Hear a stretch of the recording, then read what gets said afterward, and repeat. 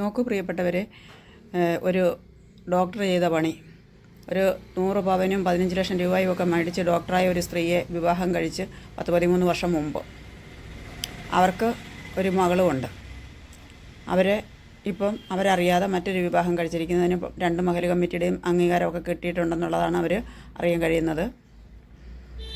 അവർക്ക് ആരുടെ ഒരു മതക്കാരുടെ ഭാഗത്തു നിന്നും അവർക്ക് ഒരു നീതിയും ഒരു സപ്പോർട്ടും ഇല്ല.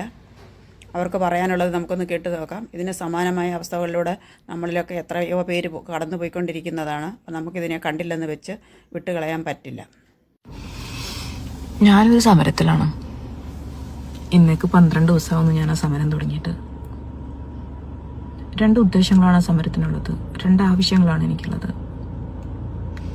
ആദ്യം നമുക്ക് ഉദ്ദേശത്തിനെ കുറിച്ച് സംസാരിക്കാം. എൻ്റെ ഭർത്താവ് ഡോക്ടർ അലി അബ്ദുൽ ലത്തീഫ്, അദ്ദേഹം ഈ വിവാഹബന്ധം നിലനിൽക്കെ എന്നെ എൻ്റെ മകളെയും ഒരു അപഹാസ്യ കഥാപാത്രമായി സമൂഹത്തിൻ്റെ മുന്നിൽ നിർത്തിയിട്ട് വേറെ കല്യാണം കഴിച്ചിട്ടുണ്ട്. കോഴിക്കോട് നിന്നാണ് കല്യാണം കഴിച്ചിരിക്കുന്നത്.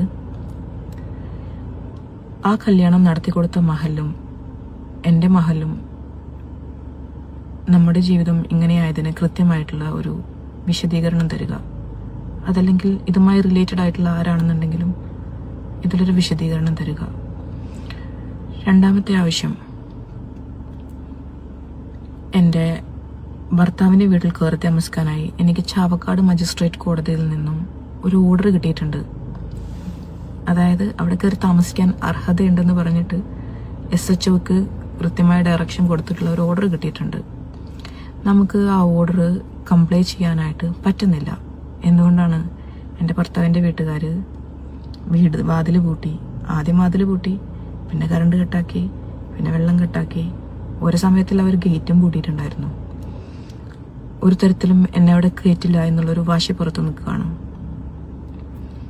ഇതിനകത്തൊരു തീരുമാനം ഉണ്ടാക്കുക. ഇത് 2ആണ് എൻ്റെ സമരത്തിൻ്റെ ഉദ്ദേശം. എൻ്റെ ആവശ്യം, എൻ്റെ ഭർത്താവ് അദ്ദേഹത്തിൻ്റെ പഠനത്തിന് വേണ്ടി എൻ്റെ ഉപ്പ കല്യാണ സമയത്ത് തന്നിട്ടുള്ള 100 പവൻ സ്വർണം, അതേപോലെ ആ കാലഘട്ടത്തിൽ പല തവണകളായി കൈപ്പറ്റിയിട്ടുള്ള 15 ലക്ഷം രൂപ, ഇതൊക്കെ വ്യക്തിപരമായ ആവശ്യങ്ങൾക്ക് എന്നിൽ നിന്നും അപഹരിച്ചിട്ടുള്ളതാണ്. ഇദ്ദേഹത്തിൻ്റെ പുതിയ ജീവിതവുമായിട്ട് മുന്നോട്ട് പോയ സാഹചര്യത്തിൽ അത് അദ്ദേഹത്തിൻ്റെ മുതലല്ലല്ലോ, എനിക്കത് തിരിച്ചു തരിക, മാന്യമായിട്ടുള്ള നഷ്ടപരിഹാരം അർഹിക്കുന്ന പോലെ എനിക്ക് തരിക. നാളിതുവരെ മെയിൻ്റനൻസ് ഒന്നും കൊടുക്കാതെ സൈഡാക്കി കൊണ്ടിട്ട് നടക്കുന്ന എൻ്റെ മകളെ വേണ്ട വിധത്തിൽ പരിഗണിച്ച് അവൾക്ക് വേണ്ടി അത് ചെയ്യുക. ഇതാണ് എൻ്റെ ഒന്നാമത്തെ ആവശ്യം. രണ്ടാമത്തെ ആവശ്യം ഇപ്പോൾ കഴിഞ്ഞ 1-2-3 ദിവസത്തിനകത്ത് ഞാൻ കൂട്ടിച്ചേർത്തിട്ടുള്ള ആവശ്യമാണ്. ഞാനൊരിക്കലും ഒരു പോസ്റ്റ് ഇട്ടപ്പോഴാണ് മനസ്സിലായത്, നമ്മുടെ സമൂഹത്തിൽ ഒരുപാട് മുസ്ലിം പെൺകുട്ടികൾ സമാന സാഹചര്യത്തിലൂടെ കടന്നു പോകുന്നുണ്ട്. ഇങ്ങനത്തെ 2ാം കല്യാണങ്ങളിലൊന്നും നമ്മളെ കേൾക്കാൻ അവിടുത്തെ മഹലൂല, ഇവിടുത്തെ മഹലൂല. അത് ഞാൻ വ്യക്തിപരമായി അനുഭവിച്ചിട്ടുള്ളതാണ് കേട്ടോ. ഈ 2ാം കല്യാണം നടത്തി കൊടുത്ത മഹലും അതിൽ റെസ്പോൺസിബിലിറ്റി ഏറ്റെടുക്കില്ല, നമ്മുടെ സ്വന്തം മഹലും റെസ്പോൺസിബിലിറ്റി ഏറ്റെടുക്കില്ല. ഈ അരാജകത്വം, ഈ സാഹചര്യങ്ങളൊക്കെ ഒന്ന് മാറണം. ഇതാണ് എൻ്റെ 2ാമത്തെ ആവശ്യം.